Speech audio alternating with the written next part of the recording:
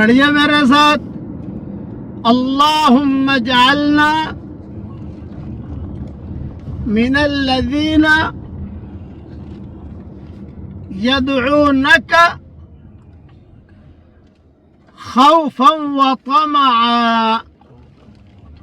اے ہمارے پیارے اللہ، ہمیں ان نیک لوگوں میں بنائیے جو آپ کو پکارتے ہیں ڈرتے ہوئے اور امید کرتے ہوئے۔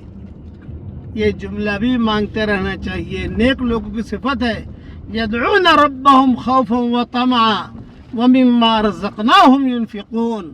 یہ نیک لوگوں کی صفت بیان کی گئی ہے سورہ الف لام میم سجدہ میں، اس لیے یہ دعا بھی مانگنی چاہیے۔ اللہ تعالی ہم سب کو دونوں جہاں کی جنتیں عطا فرمائے، کہیے آمین۔